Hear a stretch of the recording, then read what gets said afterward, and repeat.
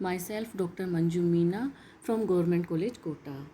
आज हम संरचना एवं बंधन के अंतर्गत वांडर वाल्स अंतरक्रियाओं का अध्ययन करेंगे। वांडर वाल्स अंतरक्रियाओं की क्या होती हैं और ये किस आधार पर समझाई जा सकती है, इसको हम इस प्रकार से देख सकते हैं। हम जानते हैं कि परमाणुओं में परस्पर संयोग से आयनिक, सहसंयोजक, उपसहसंयोजक, धात्विक आदि बंध बनते हैं। इनमें आयनिक व धात्विक पदार्थों के कणों में तो परस्पर अत्यंत प्रबल स्थिर वैद्युत आकर्षण बल पाया जाता है, लेकिन सहसंयोजक एवं उपसहसंयोजक यौगिकों के अणु परस्पर जिस आकर्षण बल से जुड़े रहते हैं उन्हें हम वांडर वाल्स आकर्षण बल अथवा वांडर वाल्स अंतरक्रियाएं कहते हैं। ये बल समस्त अणुओं में पाए जाते हैं, यहाँ तक कि उत्कृष्ट गैसों के अणुओं में भी वांडर वाल बल पाए जाते हैं। इन बलों की पुष्टि निम्न तथ्यों से होती है। हम जानते हैं कि यदि अणुओं के मध्य किसी प्रकार का आकर्षण बल नहीं होता तो xenon, carbon tetrachloride, methane, chlorine, nitrogen, oxygen आदि जैसे यौगिकों को द्रवित करना या ठोस में परिवर्तित करना संभव नहीं था।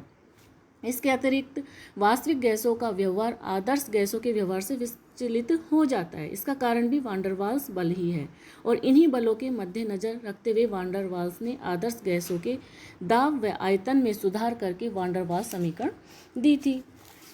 जूल थॉमसन प्रभाव अर्थात संपीड़ित गैसों के प्रकरण में हुए शीतलन प्रभाव का कारण भी वांडर वाल्स बल ही है, क्योंकि प्रसरित होने में गैस के अणुओं के इन बलों के विपरीत कार्य करना पड़ता है, जिससे उनकी ऊर्जा खर्च होती है और ताप घट जाता है और शीतलन हो जाता है। वांडर वाल्स के दुर्बल आकर्षण ही आणविक यौगिकों के न्यून क्वथनांक व गलनांक के लिए उत्तरदायी होते हैं। वांडर वाल्स बल किसी नाभिक द्वारा उसकी परिधि के बाहर के इलेक्ट्रॉनों को अपनी ओर आकर्षित करने वाला बल वांडर वाल्स बल कहलाता है। हम जानते हैं कि इलेक्ट्रॉन के पाए जाने की संभावना अनंत दूरी तक बनी रहती है, अतः किसी भी बिंदु पर हम इलेक्ट्रॉन के पाए जाने की संभावना को शून्य नहीं मान सकते हैं। अर्थात नाभिक को अपने ही इलेक्ट्रॉनों को बांधे रखने के लिए अपनी परमाणु त्रिज्या से आगे भी आकर्षण बनाए रखना पड़ता है, और उस परिधि में यदि अन्य अणुओं के इलेक्ट्रॉन आ जाएंगे तो स्वाभाविक है कि वे भी उस नाभिक द्वारा आकर्षित होंगे। यही कारण है वांडर वाल्स बल की उत्पत्ति। नाभिक पर जितनी अधिक मात्रा में धनावेश होगा, दोनों परमाणुओं के मध्य जितनी अधिक संख्या में इलेक्ट्रॉन होंगे, उतना ही अधिक यह वांडर वाल्स बल का आकर्षण बल बढ़ जाएगा। इन आकर्षण बलों की प्रकृति अत्यंत दुर्बल होती है। एक सहसंयोजक बंध की तुलना में ये कितने दुर्बल होते हैं उसको हम इस प्रकार से समझ सकते हैं। हम जानते हैं कि क्लोरीन की वियोजन ऊर्जा का मान 57 किलो कैलोरी प्रति मोल होता है। अर्थात एक Cl एटम के मध्य बने हुए सहसंयोजक बंध को तोड़ने के लिए 57 किलो कैलोरी प्रति मोल ऊर्जा की आवश्यकता होती है, और क्लोरीन की ऊर्ध्वपातन ऊर्जा का मान 5 किलो कैलोरी प्रति मोल है। अर्थात Cl2 अणुओं के मध्य के वांडर वाल्स बल को तोड़कर अणुओं को पृथक करने के लिए 5 किलो कैलोरी प्रति मोल ऊर्जा की आवश्यकता होती है।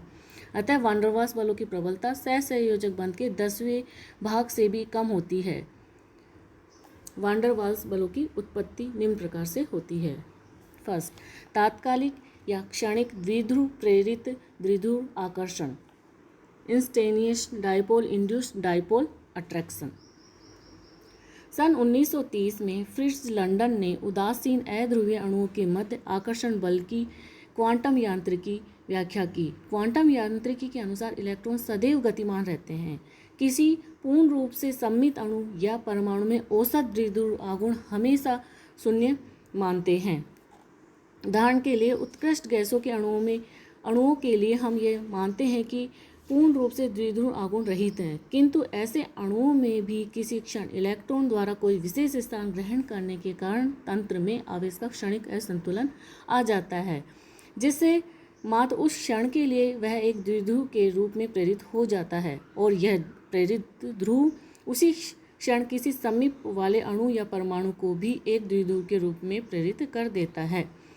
फलस्वरूप दोनों में एक आकर्षण बल स्थापित हो जाता है, जिसे लंदन बल या प्रकीर्णन बल कहते हैं, और इसका मान निम्न समीकरण द्वारा ज्ञात कर सकते हैं। EL बराबर -3/4 IA² R6। यहाँ पर I है आयनन ऊर्जा, ionization energy, A atomic radius, r अंतराण्विक दूरी। लंदन की सामर्थ्य इलेक्ट्रॉनों की संख्या व द्विध्रुव के आकार पर निर्भर करती है। इलेक्ट्रॉनों की संख्या बढ़ने पर द्विध्रुव आघूर्ण भी बढ़ेगा। इसके अतिरिक्त परमाणुीय आकार बढ़ने से इलेक्ट्रॉन के प्रति नाभिकीय आकर्षण बल कम हो जाएगा, अतः उससे भी अणुओं में अधिक ध्रुवता आएगी। दूसरे शब्दों में हम कह सकते हैं कि आणविक आकार व इलेक्ट्रॉनों की संख्या बढ़ने के साथ लंदन बल भी बढ़ते हैं। उदाहरण जैसे कि हीलियम परमाणु का आकार सबसे छोटा होता है, अतः इसका क्वथनांक भी सबसे कम है। H2 अणु में भी हीलियम परमाणु की भांति 2 ही इलेक्ट्रॉन, किंतु इसका आकार हीलियम परमाणु से बड़ा होने के कारण इसका क्वथनांक अधिक है। इसके बाद नियोन के इलेक्ट्रॉन की बढ़ी हुई संख्या व इसका बड़ा आकार इसके क्वथनांक के मान में वृद्धि कर देते हैं और इसी क्रम में क्वथनांक ऊपर से नीचे की तरफ अक्रिय गैसों में बढ़ते जाते हैं। इसी श्रेणी में ऑर्गन व फ्लोरीन अपवाद है, क्योंकि इनका आकार ऑक्सीजन अणु की तुलना में काफ़ी छोटा होता है। यद्यपि इलेक्ट्रॉनों की संख्या ऑक्सीजन से अधिक है, फिर भी छोटे आकार के कारण इनके क्वथनांक के मान कम हो जाते हैं। सेकंड, आयन प्रेरित द्विध्रुव आकर्षण अथवा द्विध्रुव प्रेरित द्विध्रुव आकर्षण। आयन इंड्यूस्ड डाइपोल अट्रैक्शन और डाइपोल इंड्यूस्ड डाइपोल अट्रैक्शन।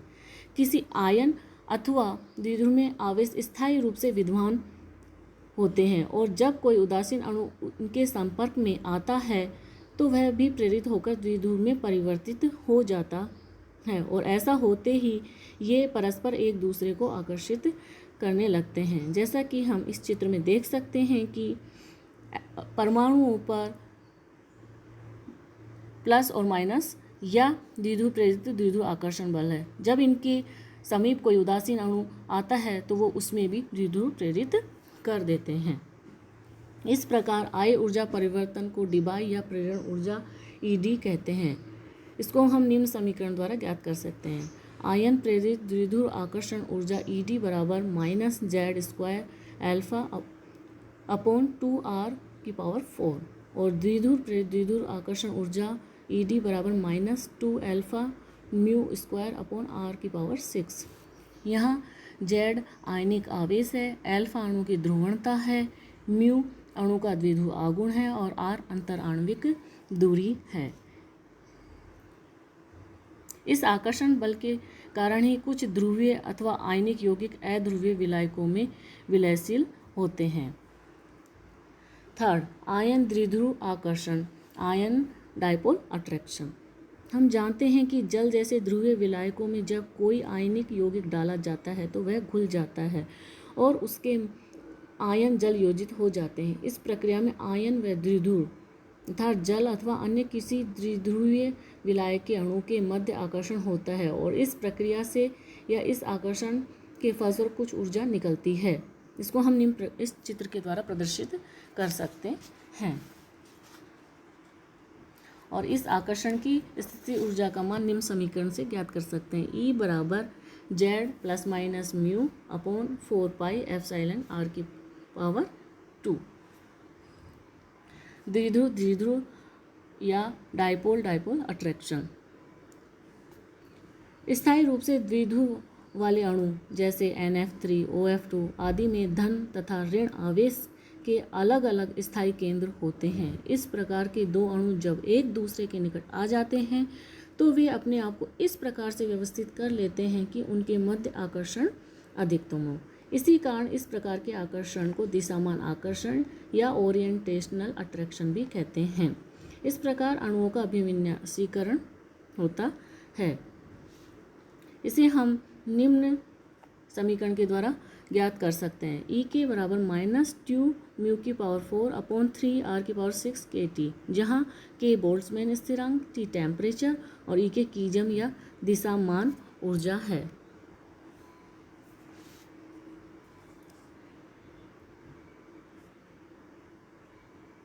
वान डर वाल्स आकर्षण बलों को प्रभावित करने वाले कारक।